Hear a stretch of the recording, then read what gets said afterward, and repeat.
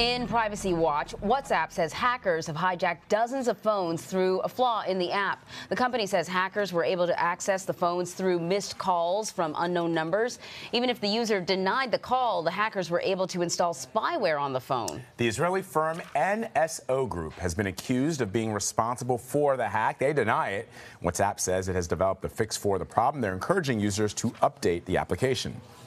So here to explain what this all means is CNET senior producer Dan Patterson. Okay, Dan, how bad or concerning is this attack? This is a concerning cyber attack. Look, when we talk about data breaches and when we talk about Facebook applications like WhatsApp, we're generally talking in the billions or at least hundreds of millions of numbers. There are 1.5 billion WhatsApp users who could have been exposed to these exploits.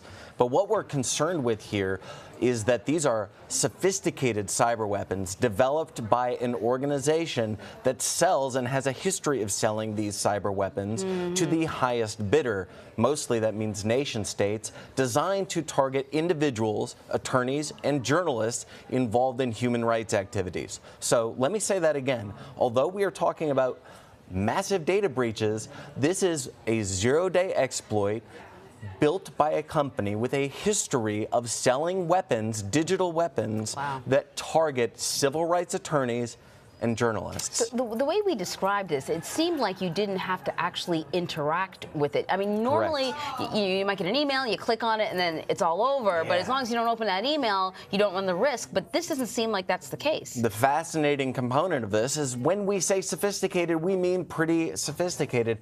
This application was able to do a lot of things remotely. I spoke with some sources very early this morning. They said, hey, look, the biggest thing here is that this app could do what we call exploits. It could make your phone perform behaviors remotely, almost anonymously. Wow. So what's really interesting to me is WhatsApp and its use around the world. I mean, I've lived for years in Nigeria. WhatsApp is the primary means of communication on devices. And why I bring that up is because we here in the US, we use text messaging. There's a variety of things that we use. A lot of people use WhatsApp because they think it's encrypted. I've never understood why having your phone number, the same one that you have on your regular account, be the same number that's used for WhatsApp. Because if that's how they're just targeting, it's phishing, you're just calling around. If they know your number, Dan, this company, they can just send you that call and you don't pick it up, or you do pick it up, and somehow now you're hacked. Yeah, often encrypted applications or third-party applications like WhatsApp will use your phone number for verification or to say that this person is associated with this device, or at least the device that this phone number is associated with.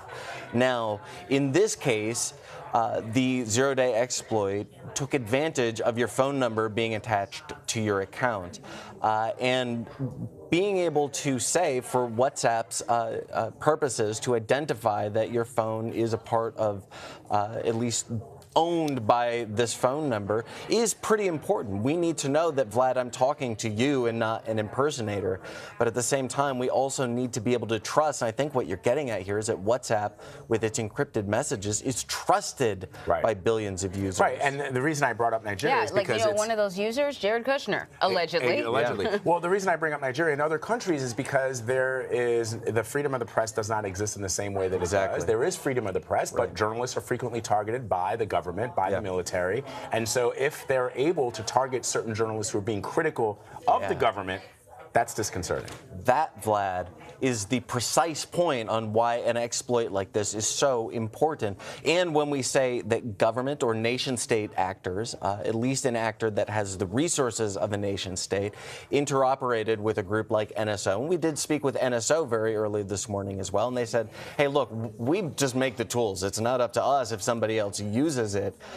But these aren't, and I spoke with a black hat hacker, and he said, look, this, I'm 100% certain this is not some kid in his parents' basement. This is a sophisticated, refined attack that required resources. Wow. Really important story, and I'm glad you're on this, because I think that in the world that we live in today, where there's so many things happening, trade war, markets down, plane crash, that this has implications that are far-reaching. Yeah. Dan Patterson, always great to have you. Thank you. Good to see you.